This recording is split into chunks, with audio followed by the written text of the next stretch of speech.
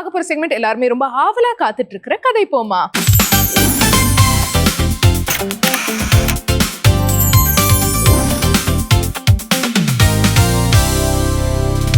பவித்ரா, இன்னைக்கு கதை போமா செக்மெண்ட்ல கெஸ்ட் யாருன்னு சொல்லிடலாமா? இவரை பத்தி சொல்லணும்னா ஒரு பாட்டாவே பாடிடுறேனே. ஓகே, பாடு. மீசக்கார நண்பா உனக்கு ரோஷம் அதிகம்டா. யார பத்தி சொல்ற? எனக்கு ஒருத்தர் ஞாபகம் வராரு, பட் சொல்லு. எஸ், போலீஸ் கதாபாத்திரம்னாலே இவர் தான்ப்பா கூப்பிடுவாரு. ஏன்னா அவரோட மீசையே அவ்வளவு பவர்ஃபுல்லா இருக்கும். அண்ட் நிறைய காமெடி சீன்ஸ்ல பார்த்திருக்கோம். சூப்பரா என்டர்டெயின் பண்ற ஒரு ஆர்டிஸ்ட் தான் வரப்போறாரு. யாருன்னு சொல்லிடலாமா? சொல்லிடலாம். So let's welcome the talented actor மீசை ராஜேந்திரன் to our show.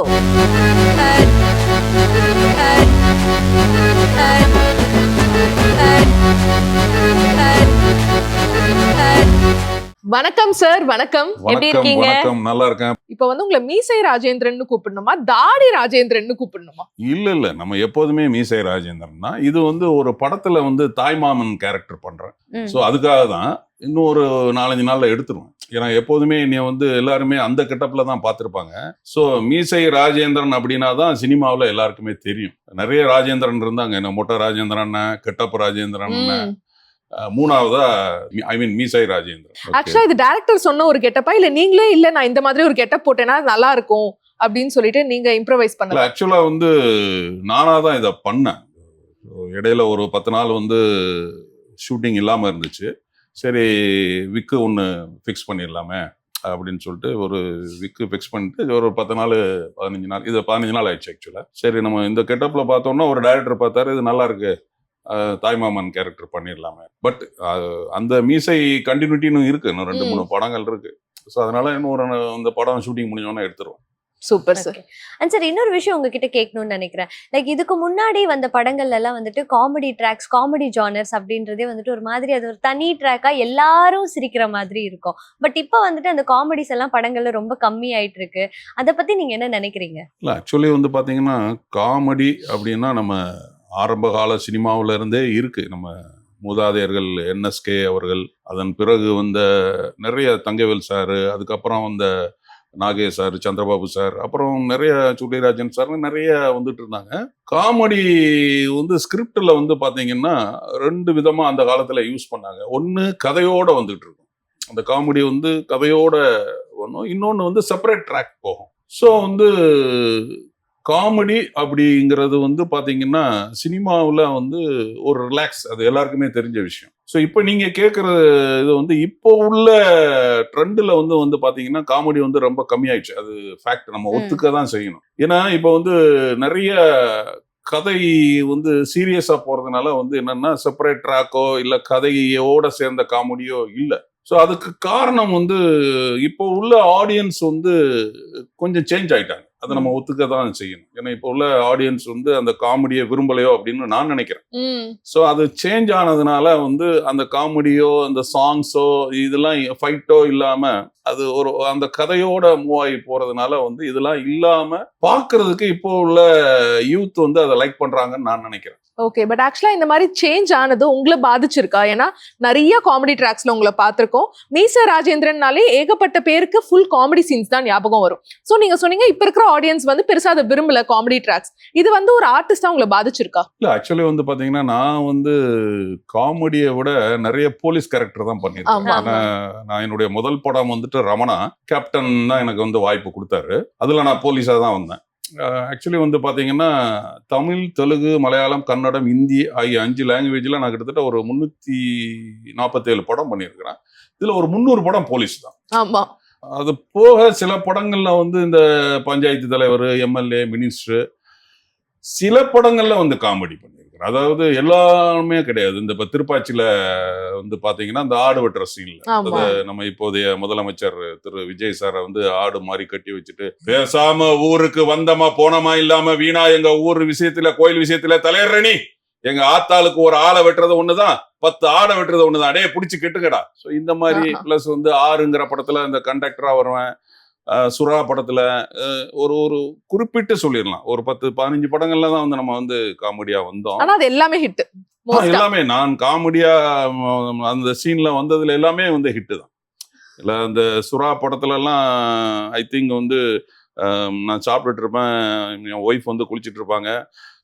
என்னங்க என்னைய முழுசா பார்த்துட்டான், என்னங்க என்னைய பார்த்துட்டான் அப்படின்னு எவன்ல என் பொண்டாட்டிய பார்த்ததுன்னு சொல்லிட்டு அந்த சாப்பாடு தட்டியெல்லாம் தூக்கி எறிஞ்சிட்டு ஓடி வந்து அந்த ஆத்துக்குள்ள வந்து அவரு வடிவேல் சார் அடிக்கிறது, இவரு விஜய் சார் தண்ணிக்குள்ள உள்ள உட்காந்துருவாரு. அந்த மாதிரி நம்ம நடிச்ச காமெடிகள் எல்லாமே ஹிட். அது வந்து மேடம் கேட்டாங்க, இந்த காமெடி உங்களுக்கு இல்லாததுனால நீங்க வந்து உங்களுக்கு வந்து வீக்கா ஃபீல் பண்றீங்களான்னு. இல்ல, ஏன்னா நம்மளை வந்து மேக்சிமம் வந்து என்னன்னா போலீஸா தான் கூப்பிடுறாங்க, அப்படி இல்லைன்னா அரசியல்வாதியா கூப்பிடுறாங்க, அப்படி இல்லைன்னா இந்த மளிகை கடைக்காரரா கூப்பிடுறாங்க. இப்போ கூட வரும்போது இப்போ ஜஸ்ட் நான் வரும்போது சேலத்துல இருந்து ஒரு டைரக்டர் ஃபோன் பண்ணாரு, சார் ஒரு மளிகை கடை கேரக்டர் இருக்கு சார் அப்படின்னாரு. அப்போ நான் சொன்னேன் கொஞ்சம் லுக்கு மாறி இருக்கானே அப்படின்னா, இப்போ ஃபோட்டோவை அனுப்பி விடுங்கன்னாரு. ஃபோட்டோ அனுப்பி விட்டேன். சார் எங்களுக்கு அந்த லுக்கு தான் சார் வேணும், அந்த மீசையோட கிருதாவோட. அப்போனா கொஞ்சம் சார் ஒரு 4-5 நாள் இன்னொரு ஷூட்டிங் இருக்கு, நான் அதை முடிச்சுட்டு வர்றேன் அப்படிங்கிறதுல. ஸோ அந்த காமெடி இல்லைங்கிறதுனால நமக்கு வந்து வாய்ப்பு இல்லை அப்படின்லாம் சொல்ல முடியாது. வாய்ப்பு இருக்கு. நம்ம இப்போ வந்து சினிமாவும் பண்ணிட்டு இருக்கிறோம், சீரியலும் பண்ணிட்டு இருக்கோம். அண்ட் சார் உங்களோட 2 கையிலயும் வந்துட்டு இந்த சைடு பாத்தீங்கன்னா வந்துட்டு விஜயகாந்த் சார் போட்டோ இருக்கு, மோதிரம் போட்டிருக்கீங்க. இந்த சைடு விஜய் சாரோட போட்டோ போட்டு மோதிரம் போட்டிருக்கீங்க. ஆமா. சோ எதனால, எந்த அளவுக்கு உங்களுக்கு அவங்க மேல அன்பு? எனக்கு சினிமாவிலையும் அரசியலிலும் அறிமுகம் கொடுத்தது வந்து புரட்சி கலைஞர் தான். நான் வந்து சினிமாவுக்கு வந்து 40 வருஷம் ஆயிடுச்சு. பட் நடிகனா எனக்கு வந்து வாய்ப்பு கொடுத்தது வந்து கேப்டன் தான். என்னுடைய ஃபர்ஸ்ட் படம் வந்து பாத்தீங்கன்னா ரமணா. அந்த ரமணால வந்து திருநெல்வேலி போலீஸா வரும். ஏன்னா நார்த்ல இருந்து ஒரு போலீஸ் வந்திருப்பாரு. அப்ப எல்லாரையும் பிடிச்சி கட்டி வச்சுட்டு அடிச்சுக்கிட்டு இருப்பாங்க. அப்ப இவர் கேட்பாரு, யாராவது உண்மையா சொன்னாங்களா அப்படின்னு. அப்போ அவர் நார்த்ல இருந்த போலீஸு கூட இன்னொரு போலீஸ் இருப்பாரு. அவர் சொல்லுவாரு, எங்கேயாவது பரவாயில்லங்க, திருநெல்வேலி பக்கத்துல மட்டும் மாட்டினாங்கன்னு வச்சுக்கோங்களேன், தோலை உரிச்சு தொங்க போட்டு உண்மையா வர வச்சிருவாங்க அப்படின்னு சொல்லிக்கிட்டு இருக்கும்போதே திருநெல்வேலியில இருந்து ஒரு போன் வரும். இல்ல நான் தான் பால் பண்ணி பேசுறேன், இல்ல அங்க யாராவது உண்மையை சொன்னாங்களா, ஏன் இங்க அடிச்சா அப்படியே நிக்காமலா. ஸோ இதுதான் என்னுடைய ஃபர்ஸ்ட் டயலாக் சினிமாவில். 2002 ரமணா படம் தான். அதுல வாய்ப்பு எனக்கு கொடுத்தது வந்து கேப்டன் தான். ஸோ அதுக்கு முன்னாடி நான் assistant director, assistant cameraman, TFT direction எல்லாம் முடிச்சுட்டு சினிமான்னு சொன்னது வந்து 2002 தான். இப்போ ஜஸ்ட் ஒரு 24-25 இயர்ஸ் தான் நம்ம நடிக்க ஆரம்பிச்சது. ஸோ வாய்ப்பு கொடுத்தது எனக்கு வந்து புரட்சி கலைஞர். அது நம்ம வந்து மறக்கவே மாட்டோம். எப்போதுமே புரட்சி கலைஞர் எங்களோட இருப்பார். அந்த மாதிரி ஒரு மனிதரை சினிமாவிலும் சரி, அரசியலும் சரி, வாழ்க்கையிலும் சரி, அப்படி ஒரு மனிதனை பார்க்கவே முடியாது. ஏன்னா நான்லாம் அவர் கூட வந்து கிட்டத்தட்ட அந்த 2002க்கு அப்புறம் நான் வந்து ஒரு 22 வருஷம் நான் அவரோட டிராவல் பண்ணியிருக்கேன். 23 வருஷம் நான் டிராவல் பண்ணியிருக்கேன். ஸோ அப்படி ஒரு மனிதனை நம்ம வந்து பார்க்க முடியாது. ஏன்னா எல்லாருக்குமே உதவக்கூடியவர். அந்த உதவுதை வந்து வெளியில தெரியக்கூடாதுன்னு நினைப்பவர். இப்போ நம்மெல்லாம் இருக்கிறோம்னா ஒருத்தருக்கு ஹெல்ப் பண்ணோம்னா நம்ம சொல்லிடுவோம், ஏய் நான் அவருக்கு இந்த மாதிரி உதவி செஞ்சேன் அப்படின்னு. பட் அவர் அதெல்லாம் சொல்லவே மாட்டார். சின்னவங்க பெண்ணவங்க பெரியவங்கன்னா மரியாதை கொடுப்பாரு. நான் ஒரு தடவை நேரடியாக பார்க்குறேன். எஸ்.ஏ. சந்திரசேகர் சார், விஜய் சாரோட அப்பா ஃபோன் பண்ணுறாரு. சேர்ல இருந்து எந்திரிச்சு நின்று பேசுறாரு. அப்போ பேசி முடிச்சதுக்கப்புறம் நான் கேட்குறேன், என்ன கேப்டன் நீங்கள் உட்காந்துருக்கிறீங்களா இல்லை நின்றுட்டு இருக்கீங்களா படுத்துக்கிட்டு இருக்கீங்களாங்கிறது எதிர்த்தாப்புல இருக்கவருக்கு அப்படி தெரியவா போகுது, ஏன் அப்படி அவர் எனக்கு வந்து 18-20 படம் வந்து டைரக்டருங்க, எனக்கு வந்து பெரிய ஒரு வாய்ப்பு கொடுத்தவர், எனக்கு குரு. ஸோ நான் வந்து அந்த மரியாதையை கொடுக்கணும் அப்படின்னு சொல்லி அந்த மாதிரி குணங்கள் அப்படின்னு பார்த்தீங்கன்னா எனக்கு தெரிஞ்சு நான் பழகின சினிமாக்காரங்கிட்டையும் அரசியல்வாதிகள்லையும் அபரிவிதமான குணங்கள் அப்படின்னு பார்த்தீங்கன்னா அது கேப்டன் தான். ஸோ அதை நம்ம வந்து எனக்கு சினிமாவிலையும் சரி அரசியலையும் எனக்கு அவர் தான் வாய்ப்பு கொடுத்தாரு. அதனால அவரை நாங்கள் என்றைக்குமே மறக்க மாட்டோம். ஸோ இப்போ அவர் இல்லை, சரி இப்போ நான் இப்போ கால சூழல் அரசியல் சூழலுக்கு தகுந்த மாதிரி இப்போ நான் வந்து தமிழக வெற்றி களத்தில் என்னை இணைத்து கொண்டேன். அது காரணம் ஆமாம், கிட்டத்தட்ட இப்போ ஒரு 1.5 மாதம் 2 மாதம் ஆக போகுது. ஸோ நம்ம அதனால வந்து சரி 2 மோதிரம் வந்து நம்ம கையில் போட்டுருக்கோம். அண்ட் நீங்க வந்து சொன்னீங்க விஜயகாந்த் சார் வந்துட்டு அவ்வளோ ஒரு தனக்கு குருவா இருக்கிறவருக்கு அவ்வளோ ரெஸ்பெக்ட் கொடுப்பாரு அப்படின்ட்டு. அந்த மாதிரி நீங்க உங்களோட எக்ஸ்பீரியன்ஸ்ல வேற ஏதாவது ஆக்டர் பார்த்துருக்கீங்களா? இல்லை, எனக்கு தெரிஞ்சு நான் அப்படி யாரையுமே பார்த்ததில்லை. ரெஸ்பெக்ட் அப்படிங்கிறது, அதாவது குருவுக்கு ரெஸ்பெக்ட் சொல்றீங்க. மற்றபடி பார்த்தீங்கன்னா மரியாதை கொடுக்கறது வந்து ரஜினி சார். சூப்பர் ஸ்டாரோட நான் வந்து 2 படம் பண்ணியிருக்கிறேன். சிவாஜின்னு ஒரு படம், அதுக்கு பிறகு வந்து அண்ணாத்தேன்னு ஒரு படம். நான் சிவாஜி படம் பண்ணும்போது ஐ திங்க் 2007 நினைக்கிறேன், 2007 or 2008 அந்த ரேஞ்ச் இருக்குன்னு நினைக்கிறேன். அதில் அந்த ஓப்பனிங் சீன் வந்து சார் அந்த ஒரு காரில் வந்து நான் தான் அரெஸ்ட் பண்ணி கூப்பிட்டு வருவேன். சார் உங்களை இப்படியே கூப்பிட்டு போனால் தமிழ்நாடே கொந்தளிக்கும், பிரஸ்காரங்க இருக்காங்க, மீடியாக்காரங்க இருக்காங்க, அதனால நான் உங்க ஃபேஸை கவர் பண்ணணும் அப்படின்னா அப்படின்னு சொல்லுவாரு. அவர் ஃபேஸை கவர் பண்ணி கூப்பிட்டு போறது. ஸோ இது வந்து பச்சைபாஸ் காலேஜுக்கு ஏத்தால அந்த ஒரு ஸ்கூல்ல எடுத்தாங்க. எக்மோர்ல, ஐ மீன் புரசேவாக்கத்தில் பின்னிமீன்ல. அதன் முன்னாடி ஒரு இது சிபிஐ அவங்க போய் ரைடு விடுவாங்க அவங்க வீட்டில். அது வந்து எங்கே எடுத்தாங்கன்னா டெல்லியில் ஜதல்பூர்னு ஒரு ஏரியா. டெல்லியிலேருந்து ஒரு 45 கிலோமீட்டர் தள்ளி. நான் வந்து ரஜினி சாரை வந்து எப்போ பார்த்தேன் அப்படின்னா தர்மதுரை ஷூட்டிங் ஸ்பாட்டில் 90 ஐ திங்க் 89, 90ல பார்த்தேன். அப்போ நான் ஃபிலிம் இன்ஸ்டியூட்டில் படிச்சுக்கிட்டு இருக்கோம். எங்களெல்லாம் என்ன பண்ணா டைரக்ஷனு எங்களெல்லாம் வந்து என்ன பண்ணுவாங்கன்னா இந்த ஷூட்டிங் நடக்கிற இடத்துக்கு கூப்பிட்டு போய் அப்சர்வ் பண்ண சொல்லுவாங்க. அப்போ எங்களை வந்து கூப்பிட்டு போனாங்க. அந்த டைம் வந்து தர்மதுரை ஷூட்டிங் ஸ்பாட்டுக்கு எங்களை கூப்பிட்டு போனாங்க. நான் அப்போ தான் தலைவரை, சூப்பர் ஸ்டார் அவரை முதல்ல நான் சந்திக்கிறேன். ஃபர்ஸ்ட் டைம் நான், பர்த்திவரன் சரவணன், நம்மளுடைய டைரக்டர் பாலாஜி சக்திவேலு, அப்புறம் வந்துட்டு நாகராஜ், இப்படி நிறைய பேர், திரு முரளிராமன், இப்படி நிறைய பேர் அங்கே அந்த ஸ்பாட்டுக்கு நாங்கள் போனோம். அப்போ வந்து ரஜினி சாரை ஃபர்ஸ்ட் டைம் நான் அங்கே சந்திக்கிறேன். 89, 90 அந்த ரேஞ்ச் இருக்கும். ஆஃப்டர் தட் நான் வந்து கிட்டத்தட்ட ஒரு 18 வருஷம் கழிச்சு அவரை சந்திக்கிறேன். ஸோ அவர் அந்த ஸ்ரேயா மேடம் அந்த இவங்களெல்லாம் ரிசீவ் பண்ணி அந்த வீட்டில் விருந்து வைக்கிற மாதிரி சீன். விவேக் சார் வந்து இவங்களெல்லாம் கூப்பிட்டு அந்த மேலே தாளத்தோட அந்த வீடை வந்து டெல்லியில் தான் எடுத்தாங்க. ஸோ அப்போ வந்து எங்களுக்கு வந்து ஃப்ளைட் லேட் ஆயிடுச்சு. நாங்கள் போகிறது கொஞ்சம் லேட்டு. நாங்கள் இப்போ ஒரு 3-4 ஆர்டிஸ்ட். ஸோ அப்போ நான் வந்து ஆஃப்டர் தட் 89க்கு அப்புறம் நான் வந்து இவரை சாரை வந்து அப்போ தான் சந்திக்கிறேன். இந்த 3 பேர் இப்படி உட்காந்து பேசிக்கிட்டு இருக்கிறோம். நான் இப்படி இருக்கிறேன், எனக்கு முன்னாடி 2 பேர் உட்காந்து பேசிட்டு இருக்கிறாங்க. பின்னாடி சார் வர்றாரு, எனக்கு தெரியாது. இவங்க முன்னாடி 2 பேர் இருந்தவங்க எந்திரிச்சிட்டாங்க. எந்திரிச்சுன்னா யாருன்னு பார்த்தா ரஜினி சார் ஷர்க் அப்படின்னு போறாரு ஸ்பீடா. நான் எந்திரிக்கல, அவங்க 2 பேரும் மட்டும் எந்திரிச்சிட்டாங்க. ஒரு 2-3 நிமிஷம், ஒரு 5 மினிட்ஸ் கழிச்சு அவங்க 2 பேரும் உட்காந்து பேசிட்டு இருக்காங்க. நான் இருக்கிறேன். இப்படி கிராஸ் பண்ண வரும்போது நான் மட்டும் எந்திரிச்சு, சார் வணக்கம், வணக்கம் வணக்கம் வணக்கம் வணக்கம் வணக்கம், வேலை வேலை வேலை வேலை வேலை இருக்கா அப்படின்னாரு. ஆமாம் சார், ஷூட்டிங் தான் சார். விஜய் எப்படி இருக்காப்ல? எனக்கு புரியல. விஜய் விஜய் விஜய் விஜய் எப்படி இருக்காப்ல? Sir captain captain captain captain எப்படி இருக்காரு? சார் சார் நல்லா இருக்காரு சார். அதுக்குள்ள அசிஸ்டன்ட் டைரக்டர் வந்துட்டாங்க. போயிட்டு நடிச்சுட்டு அப்புறம் நாங்கள் வந்து வெளியில நின்று அந்த ஷார்ட்டை பார்த்துட்டு இருந்தோமா. அப்படியே நடிச்சுட்டு அப்படியே பார்த்தாரா, அந்த ஷார்ட் பிரேக்ல நேரம் என்கிட்ட வந்தார். என்கிட்ட வந்துட்டு அப்போ வந்து சார் தம் அடிப்பார். சிகரெட்டை பார்த்து வச்சுட்டு, நீங்க கேப்டன் கூட தான் இருக்கிறீங்களா, வேற ஆர்டிஸ்ட் யாருமே அவர்கிட்ட இல்லைல்ல அப்படிலாம் பேசிட்டு அந்த விஷயங்கள்லாம் பேசிட்டு இருக்கும்போது டைரக்டர் வந்தார். சங்கர் சார் வர்றாரு. சிகரெட் டக்குன்னு போட்டு ஆஃப் பண்ணிட்டு, டைரக்டர் வர்றாரு, அப்புறம் பேசுறேன் அப்படின்ட்டு போயிட்டாரு.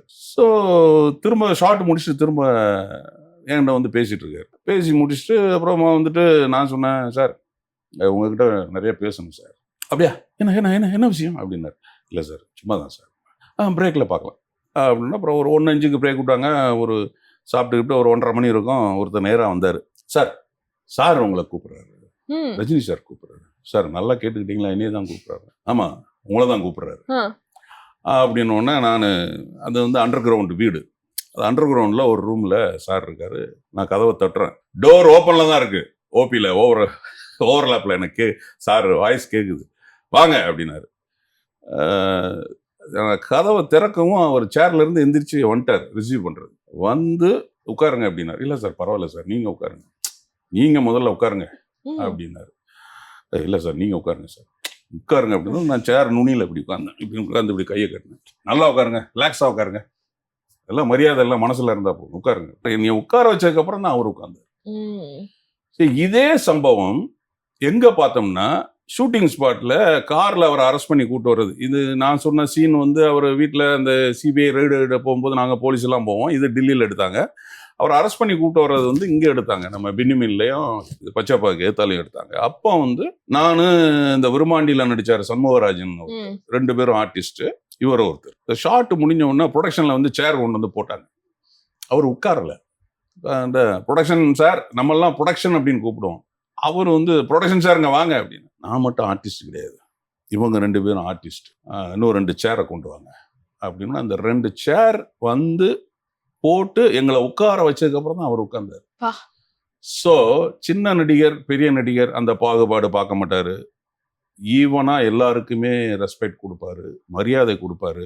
நான் அவர் அதுக்கப்புறம் வந்து சாரை வந்து நிறைய அடிக்கடி மீட் பண்ணியிருக்கிறேன். தீபாவளி, பொங்கல், நியூ இயர், அவருடைய பர்த்டேக்கு நான் விஷ் பண்ணுவேன். அவங்க பிஏ எடுப்பாங்க, லிஸ்ட்டு போட்டு வச்சுருவாங்க. ராத்திரி 10 மணி 11 மணி ஆனாலும் அவர் எனக்கு ரிப்ளை பண்ணுவார். ஸோ நிறைய அந்த கற்றுக்கணும் அவர்கிட்டலாம். ஸோ அதனால தான் அவர் சூப்பர் ஸ்டார். ஸோ நிறைய எனக்கு சர்ப்ரைஸ் என்னென்னா, என்னுடைய பொண்ணு மேரேஜ் இப்போ ரீசெண்டாக நடந்துச்சு. 3-4 months பேக், பிப்ரவரி மாதம். நான் சாருக்கு கொண்டு போய் பத்திரிக்கை கொடுத்தேன். முகூர்த்தத்துக்கு கரெக்டாக சார் வந்துட்டார். ஆமாம் ஆமாம், எங்கேயுமே போக மாட்டார், எந்த ஆர்டிஸ்ட் வீட்டுக்குமே போக மாட்டார். அவர் மேரேஜ்னு பார்த்தீங்கன்னா நிறைய நடிகர்கள் வீட்டுக்கெல்லாம் போக மாட்டார். அவருக்கு மனசுக்கு யாரை பிடிக்குதோ அங்கே. ஸோ அதெல்லாம் எனக்கு ஒரு பெரிய ஒரு கொடுப்பினை. நான் அவர்கிட்டே சொன்னேன், சார்கிட்டே சொன்னேன். கிட்டத்தட்ட சிவாஜி டயத்தில் ஒரு 3.5 மணி நேரம் சாரோட ஒரே காரில் வந்து உட்காந்து, அம்பாஸ்டர் காரில். அப்போ பேசிகிட்டு இருக்கும்போது நான் சொன்னேன், சார் தளபதியெல்லாம் படம் வந்து நான் வந்து காலேஜில் படிக்கும்போது ரிலீஸ் ஆச்சு சார். நான் போலீஸ்கிட்ட அடி வாங்கிட்டு உங்கள் படத்தை பார்த்தேன் சார். இன்னைக்கு நான் உங்கள் கூட நடிக்கிறேன் சார், ரொம்ப நன்றி சார் அப்படின்னு. ஏன் எனக்கு நன்றி சொல்லாதீங்க, டைரக்டர் இல்லைன்னா நீங்கள் இல்லை, நான் இல்லை. ஸோ சூப்பர் ஸ்டார், அதனால தான் அவர் சூப்பர் ஸ்டாராக இருக்கிறார். நிச்சயமா சார். 2 சிஎம்மோட நடிச்சிருக்கிறேன், ஒரு சிஎம்மோட டயலாக் கதை வசனத்தில் நடிச்சிருக்கிறேன். யாருன்னு கேட்டிங்கன்னா, திரு கலைஞர் கருணாநிதி அவர்கள் வந்து பொன்னர் சங்கர்னு ஒரு படம், தியாகராஜன் சார் டைரக்ஷனு, இவர் கலைஞர் வந்து கதை வசனம், பிரசாந்த் சார் டபுள் ஆக்ஷனு. அதே மாதிரி பெண் சிங்கம்னு ஒரு படம், கலைஞர் கதை வசனம். நான் இந்த 2 படத்தில் நடிக்கிறதுக்கு எனக்கு வந்து வாய்ப்பு வந்துச்சு. சரி, நான் வந்துட்டு கேப்டன்கிட்ட போய் கேட்குறேன், கேப்டன் இது மாதிரி 2 படத்தில் கலைஞர் கதை வசனத்தில் எனக்கு வாய்ப்பு வந்திருக்கு, நடிக்கலாமா அப்படின்னு. டென்ஷன் ஆகிட்டார்.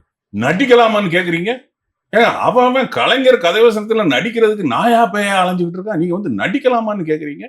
நான்லாம் நடிக்கிறதுக்கு வாய்ப்பு கேட்டு அலையும் போது மனோகரா, பராசக்தி வசனத்தை படக்கம்பெனியில் எல்லா கம்பெனிலையும் பேசி நானும் சத்யராஜ் சார் எல்லாம் வாய்ப்பு கேட்போம். நீங்க வந்து என்ன இப்படி கேட்டுட்டு இருக்கீங்க அப்படின்னா, இல்லை சார், இருந்தாலும் இல்லை கேப்டன், நம்ம உங்க இயக்கத்தில் இருக்கோம், அது வேற, அரசியல் வேற, தொழில் வேற, போய் நடி அப்படின்னாரு. ஸோ இந்த மாதிரி உண்மையிலே ரொம்ப பெரிய விஷயம். எல்லாருமே ரொம்ப மிஸ் பண்றோம் சார் அவரை. வந்து கேப்டன்லாம் வேற லெவலுங்க. அதெல்லாம் முன்னாள் முதலமைச்சர் திரு ஸ்டாலின் அவர்களுடைய முதல் படம் கலைஞர் கதை வசனம், ஒரே ரத்தம் அப்படின்னு சொல்லிட்டு. அதில் எனக்கு டயலாக் கிடையாது, பட் பொன்னர் சங்கர்லையும் இதுலேயும் வந்து டயலாக் உண்டு. 1988 ஐ திங்க் நினைக்கிறேன். அதில் வந்து நான் டயலாக் இல்லாமல் நடித்தேன். அதில் அவரை வந்து ஒரு 7-8 பேர் சேர்ந்து அடித்து கொள்ளுவோம். ஸ்டாலின் சாரோட அவருடைய முதல் படம். அந்த படத்தில் நான் அவரோட நடித்தேன். நான் உண்மையிலே அடிச்சிட்டேன். அப்போ தான், அதுதான் எனக்கு என்னுடைய ஃபர்ஸ்ட் படம். நான் கேமரா ஸ்டண்டாக அதில் ஜாயின் பண்ணுறேன். திரு எம்.எஸ். அண்ணாதுரை அப்படின்னு சொல்லிட்டு அவருடைய கேமராமேன், அவர் கர்ணன் சாரோட அசிஸ்டண்ட்டு. அதில் நான் வந்து கேமரா அசிஸ்டண்ட். 86, 87 இன்ஸ்டியூட் படிக்கிறதுக்கு முன்னாடி, 85, 86 இருக்கும் அந்த ரேஞ்ச். அப்போது அவரை உண்மையிலேயே வந்து அந்த கம்பு வச்சு அடிக்கிறது அடிச்சிட்டேன். அப்படியே முறைச்சாரு, சாரி மன்னிச்சுங்க அப்படின்னு. இல்லை அடிக்கிற மாதிரி நடிங்க, உண்மையிலேயே வந்து அடிக்காதீங்க அப்படின்னாரு. அதுக்கு பிறகு நான் வந்து ஒரு 2-3 டைம்ஸ் அவரை வந்து நான் வந்து பார்த்தேன். அப்போது என் பொண்ணு மேரேஜ் இன்விடேஷன் வந்து அவருக்கு கொடுக்கணும், ஃபோன் பண்ணி கேட்டேன், அப்பாயின்மெண்ட் கொடுத்தாங்க. நான் போனேன். போகும்போது நான் ஒய்ஃபு, நான், என் டாக்டர் 3 பேருமே போனோம். போய் ஒரு 10 மினிட்ஸ் என்கிட்ட பேசினார், சினிமா சம்மந்தமாக எல்லாமே பேசினார். நான் போகும்போதே நானும் அவரும் நடித்த படம் அந்த ஒரே ரத்தம் அந்த ஸ்டில்ல கொண்டு போயிட்டு அவர்கிட்ட காட்டினேன். சார் நம்ம நடித்தது சார்.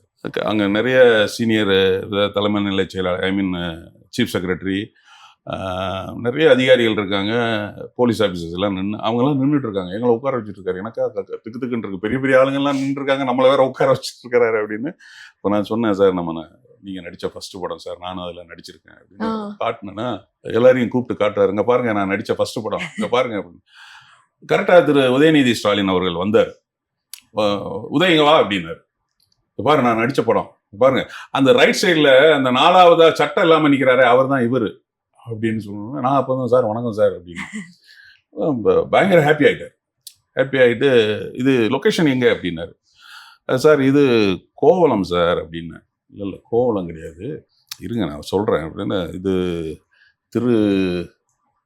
திருவிடந்தை. ஆக்சுவலாக அது ஷூட்டிங் நடந்தது திருவிடந்தையில். ஓஹோ. அவர் கரெக்டா சொல்றாரு திருவடந்தை அப்படின்னு சொல்றாரு. அப்புறமா டக்குன்னு பார்த்தாரு, டேட்டை நோட் பண்ணீங்கன்னா மேரேஜுக்கு வந்தாரு சிஎம். ம். எல்லாருமே வந்தாங்க, ஆல்மோஸ்ட் நிறைய ஆர்டிஸ்ட், நிறைய பொலிட்டிக்கல் லீடர்ஸ் எல்லாமே வந்தாங்க.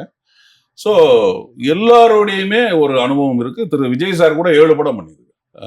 மதுரை, திருப்பாச்சி, ஆதி, சுறா, அப்படி ஒரு 7 படம் அவர் கூட நான் பண்ணியிருக்கேன். இப்போ உங்களுக்காக ஒரு அருமையான செக்மெண்ட் காத்துட்டு இருக்கு. இந்த செக்மெண்ட் பேர் வந்து பாட்டு பாடவா. ஓகேவா?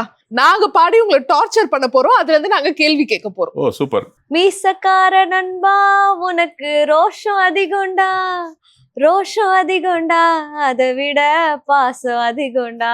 சோ உங்களுக்கு ஃபேவரட்டான ஒரு ஃப்ரெண்டை பத்தி எங்க கிட்ட சொல்லுங்களேன். உங்களோட க்ளோஸ் பெஸ்ட் ஃப்ரெண்ட். அரண் அப்படின்னு சொல்லிட்டு என்னுடைய ஜூனியர் ஒரு பையன் இன்ஸ்டியூட்ல. இன்னை வரைக்கும் ஃப்ரெண்ட்ஸாக இருக்காப்புல. எல்லாம் நல்லது கெட்டதுக்கும் வந்துடுவார். அதே மாதிரி நான் சென்னைக்கு வரப்போ எனக்கு வந்து ஆதரவு கொடுத்து அடைக்கலம் கொடுத்து உதவி செஞ்சது வந்து உதயன் அப்படின்னு சொல்லிட்டு, என்னுடைய 7th நாங்கள் 1 to 7th வரைக்கும் ஒன்றா படித்தோம். 1வது கிளாஸ்லேருந்து 7வது கிளாஸ் வரைக்கும். ஸோ அவர் வந்து எனக்கு நிறைய ஹெல்ப் பண்ணியிருக்காரு, சப்போர்ட் பண்ணியிருக்காரு. அவர் நீங்கள் சென்னையில் வந்து எனக்கு முன்னாடியே வந்து செட்டில் ஆகிட்டாங்க. ஸோ அவரும் வந்துட்டு நிறைய உதவிகள். ஆக்சுவலா ரொம்ப பெருமையா இருக்கும். உங்களோட டாட்டர் வந்து ஜிஹெச்ல வந்து ஒரு மெயினான ஒரு பொசிஷன்ல வந்து ஒர்க் பண்றாங்க. பட் நார்மலாவே வந்து சினிமால வந்து அம்மா இல்ல அப்பா இருக்காங்கன்னா அவங்களுக்கும் சினிமால வரணும்னு ஒரு ஆசை இருக்கும்ல சார்? கண்டிப்பா. உங்களோட சில்ட்ரன் யாருமே கேட்கலையா நாங்களும் சினிமாக்கு வரோம்னு? இல்லையா, அவங்க 2 பேருமே வந்து ஆக்சுவலி வந்து பாத்தீங்கன்னா என்னுடைய பையன் வந்து 8th ஸ்டாண்டர்ட் வரைக்கும் வந்து நார்மல் ஸ்டூடெண்ட். 40 மார்க் 45 மார்க், அதிகமாக வாங்கினா 50 மார்க் வாங்குவான். நான் வந்து ஒரு நாள் வந்து ஷூட்டிங் போயிட்டு வரேன். வேல் அப்படின்னு நம்ம Hari sir director, Suriya sir double action படம். அதில் வந்து பார்த்தீங்கன்னா ஒரு சூர்யா சார் சிட்டியில் இருப்பார், ஒரு சூர்யா சார் வந்து வில்லேஜில் இருப்பார். அப்போ வில்லேஜில் இருக்கிற சூர்யா சார் சிட்டிக்கு வந்துடுவார், சிட்டியில் இருக்கிற சூர்யா சார் வில்லேஜுக்கு போயிடுவார். சிட்டியில் இருக்கிறவர் ரொம்ப டீசெண்டான ஆள், பட் வில்லேஜில் இருக்கிற சூர்யா சார் வந்து இடக்கு மடக்கான ஆள், ரொம்ப தடாலடியான ஆள். இது நமக்கு தெரியாமல் நாங்கள் உள்ளே வந்துட்டு சிட்டியில் வந்து சூர்யா சார் வீட்டுக்குள்ள வந்துட்டு அராஜகம் பண்ணுவேன். வந்து நின்றுட்டு பயங்கரமாக டைலாக் பேசுவேன். ஏ வேலு, உனக்கு அம்மா ஒருத்தி, அப்பா எத்தனை பேர், அப்படி இப்படிலாம் டைலாக்லாம் பேசணும். அவரு அப்படியே டென்ஷன் ஆகி அந்த நரம்புலாம் அப்படியே இதாகி ஒரு அடி அடிப்பார்.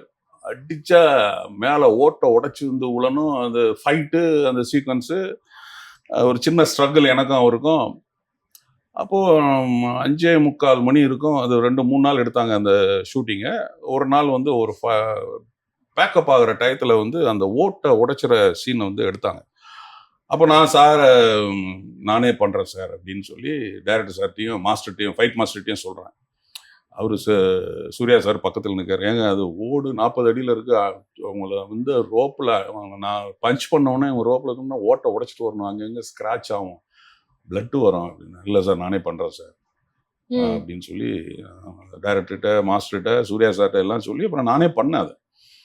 அது சூர்யா சார் வந்து வயிற்றுல ஒரு பஞ்ச் பண்ணவும் இங்கே இந்த பக்கமும் ஃபைட்டர்ஸ் ரோப்பை பிடிச்சி இழுப்பாங்க. மேலே 40 அடியில் அந்த ஓட்டை உடைச்சிட்டு வந்து உளுந்து, அதுக்கப்புறம் வந்து அவர் என்கிட்ட வந்து பார்த்து டைலாக் சொல்லுவார்.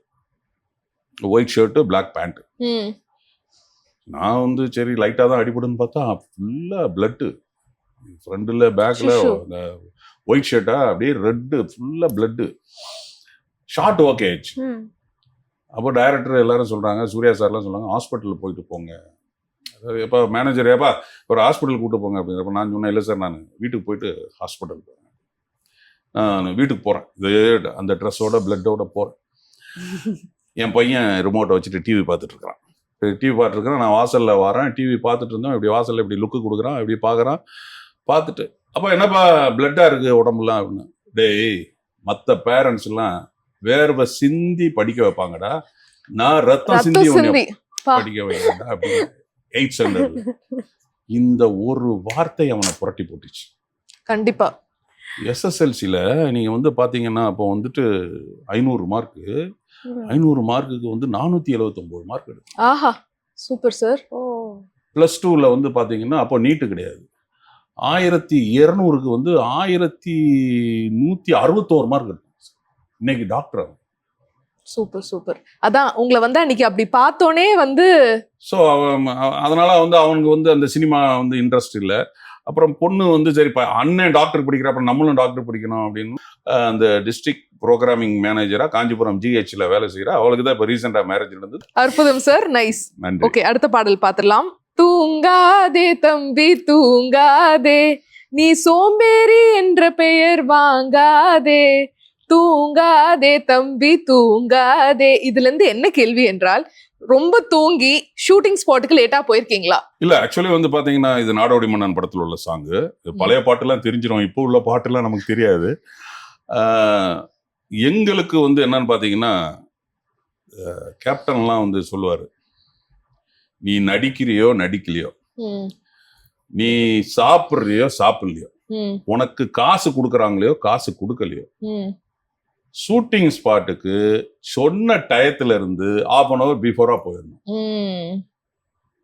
ஸோ அதனால வந்து ஷூட்டிங் அப்படின்னாலே தூக்கம் வராது.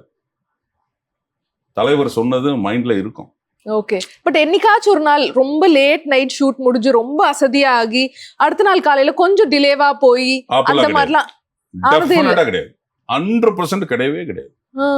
100% நம்ம வந்து ஷூட்டிங் அப்படின்னா முன்னக்கூட்டியே போயிடும். அது வந்து கேப்டன் வந்து நமக்கு வந்து கத்து கொடுத்த பாடம். சோ நெக்ஸ்ட் சாங், என் பிள்ளை எட்டு வைத்த நடையை போல எந்த இலக்கண கவிதையும் நடந்ததில்லை, தந்தைக்கும் தாயமுதம் சுரந்ததம்மா என் தங்கத்தை மார்போடு அணைக்கையிலே.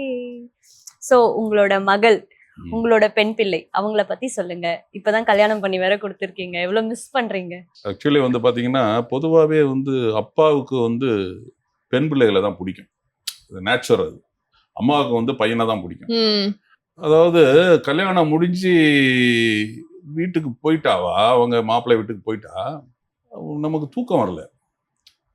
கதவை திறந்து போய் அவள் படுத்திருக்கிற அந்த பெட்டை போய் பார்க்கறது, ஸோ இங்கே தானே அவள் படுத்திருப்பா. ஸோ அந்த ஃபீலிங்ஸ் வந்து டெஃபினட்டாக சொல்கிறேன், எல்லா அப்பாவுக்குமே அது இருக்கும். ஸோ நிறைய நம்ம வந்து மிஸ் பண்ணுறோம். ஏன்னா நமக்கு உடம்பு சரியில்லைன்னா ஒய்ஃபோட பையனோட பொண்ணு வந்து ரொம்ப அக்கறையாக எடுத்துக்குவாங்க. கரெக்டாக டயத்துக்கு மாத்திரை எடுத்து கொடுக்கறது, அது மருந்து எடுத்து கொடுக்கறது. ஸோ வந்து அதில் வந்து ஒரு சின்ன ஒரு கிளாஷ் ஆகிப்போச்சு என் பொண்டாட்டிக்கும் என் பொண்ணுக்கும். ஒரு தடவை ரொம்ப ஜுரம் வந்து வாமிட்டிங் வந்துச்சு. வாமிட்டிங் பண்ணிட்டு இருக்கேன், என் பொண்ணு முதுக தடவிட்டு இருக்கிறா. இது வந்து ஒரு பெரிய இஷ்யூ ஆகிப்போச்சு. அவங்க 2 பேரும் சீன் போடுறாங்க. என் பொண்டாட்டி என் பையன்கிட்ட சொல்றான், அவங்க 2 பேரும் சீன் போடுறாங்க. அவர் வாமிட் எடுக்காங்களா, இவர் முதுக தடவுறாங்களா, இவன் அப்படி சீன் பண்றாங்கன்னா, நான் உண்மையிலே அதை வந்து பாசத்துலதான் பண்றாப்புல. புரியுதுங்களா? ஸோ வந்து நம்மளுடைய அம்மாவா தான் நம்ம வந்து பொண்ணை நினைக்கிறோம். ஸோ அவங்களும் வந்து நிறைய மிஸ் பண்ணுவாங்க. இப்போ நம்ம அடுத்த வீட்டுக்கு போனதுனால நம்மளை நினைப்பாங்க. ஏன்னா உரிமையோட கேட்பாங்க, நம்ம கிட்ட எல்லாம் வந்து உரிமையா கேட்பாங்க. எப்பா வரும்போது ஷூட்டிங், அப்பா நீங்க ஷூட்டிங் டே, ஷூட்டிங் முடிஞ்சிச்சு, வரும்போது சிக்கன் ரைஸ், ஐஸ்கிரீமு, அதெல்லாம் இதெல்லாம் வாங்கிட்டு வான்னு சொல்லி ஆர்டர் போடுவாங்க. அதை வந்து புதுசா போன இன்னொரு வீட்டுல வந்து நம்ம கேட்க முடியாது, முதல்ல கேட்க முடியாது. அப்புறமா புருஷன் வந்து அட்டாச்மெண்ட் ஆயிட்டோம்னா கேட்கலாம். ஸோ அந்த மாதிரி விஷயத்துல என்கிட்ட வந்து ஒரு நாள் சொல்றா, அப்பா நிறைய மிஸ் பண்றேன், இந்த ஐஸ்கிரீமு சிக்கன் ரைஸு இதெல்லாம் வந்துட்டு மிஸ் பண்றேன், உங்களை ரொம்ப மிஸ் பண்றேன் அப்படின்லாம் சொல்லும்போது நமக்கு வந்து ஒரு ஃபீல் ஆகுது கண்டிப்பா. பட் ஒரு விஷயம் என்னன்னா, ஒரு 3-4 மாசம் முன்னாடி மேரேஜ் நடந்தது. நானே எதிர்பார்க்கல, அந்த அளவுக்கு அது ஒரு பிரம்மாண்டமான ஒரு மேரேஜ் ஆயிடுச்சு. எல்லாருமே சினி ஸ்டார்ஸ் ஒரு 100 பேருக்கு மேல வந்தாங்க, பொலிட்டிக்கல் லீடர்ஸ் எத்தனை பேரும் வந்திருந்தாங்க, சிஎம் வந்திருந்தாரு, ரஜினி சார் வந்திருந்தாரு. இதெல்லாம் வந்து உண்மையிலே இவ்வளவு நாள் நான் சினிமாவிலையும் அரசியலையும் வந்து எதை நம்ம சம்பாத்தியம் பண்ணமோ இல்லையோ, ஆட்களே நம்ம வந்து சம்பாத்தியம் பண்ணி வச்சிருக்கோம். ஸோ அதனாலதான் அந்த என்னுடைய பொண்ணோட மேரேஜுக்கு அவ்வளவு பேர் வந்தாங்க. அது உண்மையிலே நம்ம வந்து நிறைய மிஸ் பண்றோம். அது பொண்ணை வந்து 100% வந்து மிஸ் பண்றோம் நிறைய. ரொம்ப அழகா சொன்னீங்க சார். அடுத்த பாடல், நான் ஒரு முட்டாளுங்க, ரொம்ப நல்லா படிச்சவங்க 4 பேரு சொன்னாங்க, நான் ஒரு முட்டாளுங்க. இதான் பாடல். இந்த பாடல் பேஸ் பண்ணி என்ன கேள்வினா, ரொம்ப நீங்களே வந்து என்னடா இது நம்மளே இப்படி முட்டாள் ஆக்கிட்டாங்களே நம்ம சினிமா வட்டாரத்துலன்னு ரொம்ப ஃபீல் பண்ண ஒரு தருணம்னா உங்களோட இந்த சினிமா ஜேர்னில எந்த மொமெண்ட்? கவலை இல்லாத மனிதன் படத்தில் உள்ள பாட்டு இது. ஜேபி சந்திரபாபு அருமையான ஆக்சுவலி வந்து சினிமாவில் வெஸ்டர்ன் டான்ஸையும் வெஸ்டர்ன் சாங்கையும் கொண்டு வந்தவர் அவர். ஜே.பி. சந்திரபாபு அவர்கள். எங்க பக்கத்து ஒரு தூத்துக்குடி, எனக்கு திருநெல்வேலி, அவர் தூத்துக்குடி. சூப்பர். சினிமாவை வந்து அந்த வெஸ்டர்ன் ஸ்டைலுக்கு கொண்டு வந்தது அவர் தான். ஸோ வந்து நீங்க சொல்றீங்க சினிமாவில் முட்டாளாக்கப்பட்ட தருணம் அப்படின்னா, எனக்கு தெரிஞ்சு அப்படி ஒரு அனுபவம் நடக்கல. ஏதாச்சும் இருக்கும்ல சார், நீங்க தான் இந்த கதையில நடிக்கிறீங்கன்னு சொல்லுவாங்க, அப்புறம் அல்வா கொடுத்துருப்பாங்க, அந்த மாதிரி என்னடா இது நம்ம இந்த ஒரு கதைக்காக இவ்ளோ ரெடியா இருந்தோம், இது கண்டிப்பா ஒரு பெரிய பிரேக்கா இருந்திருக்கும் நம்ம நினைப்போம், பட் ஆக்சுவலா அதை யாரையாவது மாத்திருப்பாங்க, இந்த மாதிரி சினிமால நிறைய இருக்குங்க. அது நிறைய இருக்கு. பட் நம்ம அதை வந்து ஃபீல் பண்ணக்கூடாது. ஏன்னா நமக்கு கிடைக்கிறது கிடைக்கதான் செய்யும். என்னதான் நம்ம பழமொழி ஊர்ல சொல்லுவாங்க, என்னதான் உடம்புல எண்ணெயை தடவிட்டு உருண்டாலும் ஒற்றை மண்ணு தான் ஒட்டும் அப்படின்னு சொல்லுவாங்க. நமக்கு கிடைக்கணும்னு அது விதி இருந்ததுன்னா கிடைக்கத்தான் செய்யும். நீங்க சொல்ற மாதிரி அது நிறைய வாய்ப்புகள்ல வந்து பாத்தீங்கன்னா நிறைய போயிருக்கு. நான் கேப்டனுடைய பேரரசு படத்துலலாம் ஒரு கேரக்டர் வந்துச்சு, நல்ல கேரக்டர். 3 வில்லன்ல ஒரு வில்லன் கேரக்டர் வந்துச்சு. அந்த சமயம் நான் வேற ஒரு ஷூட்டிங்ல இருந்தேன். அது இந்த டேட்டு கொடுக்க முடியாம, அது எல்லா நடிகர்களுக்குமே அது மாட்டோம். அது அதை வந்து நம்ம வந்து முட்டாள் அப்படின்னு சொல்ல முடியாது. நமக்கு வேற ஒரு இடத்துல வேலைகள் இருக்கும். ஸோ இந்த மாதிரி விஷயங்கள்னால அது வந்து தள்ளி போகலாம், தட்டி போகலாம். பாத்தீங்கன்னா நான் கடவுள்னு ஒரு படம் வந்து பாலா சார், அதுல வந்து நான் வந்து த்ரூ அவுட் ஒரு போலீஸ் இன்ஸ்பெக்டர் கேரக்டர் பண்ணேன். ஆக்சுவலி அது வந்து எனக்கு வந்து ஆட்டோமேட்டிக்கா அது கிடைச்சது, அமைஞ்சது. ஏன்னா அதுக்கு முன்னாடி 5 பேர் அதுல நடிச்சிருக்கிறாங்க. 5 பேர் நடிச்சு அது பாலா சாருக்கு திருப்தி ஆகாம 6ஆவதா என்னைய கூப்பிடுறாங்க. நான் போகும்போது நான் வந்து பெங்களூர்ல வேற ஒரு ஷூட்ல இருக்கிறேன். அப்ப எனக்கு வந்து ஃபோன் பண்றாங்க. அதுல வந்து அவருடைய அசோசியேட் ரவி சார் அப்படின்னு, ஆச்சாரியா படம் பண்ணவர், அவர் பேர் ஆச்சாரியா ரவின்னு சொல்லுவாங்க. அவர் ஃபோன் பண்றாரு, சார் எங்க இருக்கிறீங்க அப்படின்னு. பெங்களூர்ல ஒரு ஷூட்டிங் வந்தோம் சார், முடிஞ்சிச்சு சார் அப்படின்னு. நாளை காலையில நீங்க வந்து தேனிக்கு வர முடியுமா அப்படின்னு. சரி சார் வந்துடுறேன் சார் அப்படின்னு. அன்னைக்கு நைட்டே கிளம்பி நான் தேனிக்கு போயிட்டேன். தேனியை பெரிய குளத்துல ஷூட்டிங்கு. அவர் என்னை பார்க்குறாரு, நான் போய் நிற்கிறேன். சார் நீங்கள் ரூமுக்கெல்லாம் போக வேண்டாம் சார், இங்கேயே வந்துட்டு ஃப்ரெஷ்அப் ஆகிட்டு வந்துடுங்க அப்படின்னாரு. குளிக்கல ஒன்றும் பண்ணல, பாத்ரூம் போய்ட்டு ப்ரெஷ் பண்ணிட்டு வந்துட்டுன்ட்டேன். சார் முடி நிறையா இருக்குது சார், கொஞ்சம் முடியை வெட்டிட்டு வந்துட முடியுமானாரு. என்னடா சான்ஸ் தரதுக்கு முன்னாடி எப்படி சொல்கிறாருன்னு சொல்லிட்டு நான் முடியை விட்டு வந்துட்டு, காஸ்டியூமோட வாங்க அப்படின்னாரு. முடியை வெட்டிட்டு வந்து காஸ்டியூமோட போகிறேன். பாலா சார் உட்காந்துட்டு. பாலா சாரோடைய நேச்சர் என்னன்னா, மானிட்டரை விட்டு போகவே மாட்டார். எவ்வளோ பெரிய ஆர்டிஸ்டாக இருந்தாலும் மானிட்டர் பக்கத்தில் வர வச்சு அங்கே தான் வந்து எக்ஸ்பிளைன் பண்ணுவார். அசோசியேட் வந்து டைரக்டர் டயலாக் சொல்லுவாங்க. அப்போ இவர் என்னைய கூப்பிட்டு போயிட்டாரு. அப்படியே என்னைய பார்த்தாரு, மேலே எங்கேயும் பார்த்தாரு, அப்படி தலையாட்டினார். ஆனால் அது பிஃபோர் நான் வந்து பிதாமகன் நடித்தேன். அது எனக்கு வாய்ப்பு வாங்கி கொடுத்தது சிவகுமார் சார், சூர்யா சாரோட அப்பா தான் எனக்கு அந்த படத்தில் வாய்ப்பு வாங்கி கொடுத்தாரு. இவர் ஓகே அப்படின்னாரு. அது என்ன அப்படி ஒரு சீன் அப்படின்னா, போலீஸ் ஸ்டேஷனில் வந்து ரஜினி சார் மாதிரி, வடிவேலு மாதிரி, இந்த மாதிரி வேஷம்லாம் போட்டு, சிவாஜி சார் மாதிரி வேஷம்லாம் போட்டு நிற்பாங்க. அதில் வந்து நயன்தாரா மாதிரி ஒரு வேஷம் போட்டு, ஒரு ஆம்பளை வந்து பொம்பளை வேஷம் போட்டு டான்ஸ் ஆடுறது.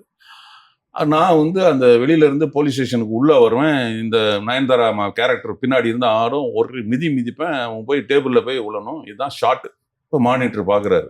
நான் சொல்கிறேன் டைரக்டர்கிட்ட, சார் மானிட்டர் வேணும் சார், டேக்கே போயிடலாம் சார்.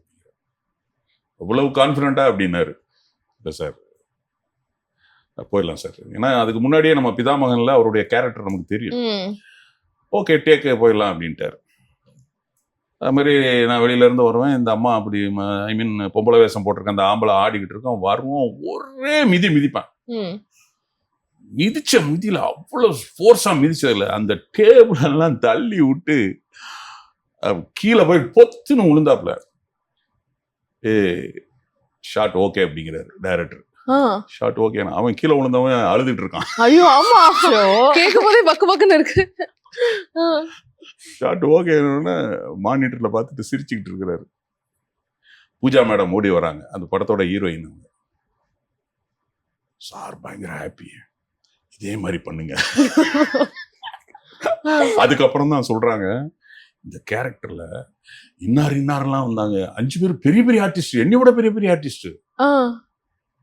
அவ்வளவு வரையும் வந்து சார் வந்து ஹாப்பி ஆகல, பிடிக்கல, இதே மாதிரி பண்ணுங்க, நீங்க ஓகே ஆயிடுச்சு அப்படின்னாரு. ஸோ இந்த மாதிரி வாய்ப்புகள் சில சமயம் நமக்கு கிடைக்கும். ஸோ பாட்டு பாடவா செக்மெண்ட் அற்புதமாக முடிஞ்சிடுச்சு சார். ஸோ இவ்வளோ நேரம் வந்து ரொம்ப அழகா ரொம்ப யதார்த்தமா நிறைய விஷயங்கள் உங்களோட சினிமா ஜேர்னி பத்தி எங்களோட ஷேர் பண்ணீங்க. உங்களோட அப்கமிங் ப்ராஜெக்ட்ஸ் எல்லாமே வந்து சூப்பர் ஹிட் ஆகணும் சார். ஜெயா டிவி சார்பா பெரிய பெரிய வாழ்த்துக்கள். நிகழ்ச்சிக்கு வந்ததுக்கு ரொம்ப நன்றி. நேற்று, இன்று, நாளை என்றுமே நான் உங்கள் நடிகர் மீசை ராஜேந்திரன். நன்றி.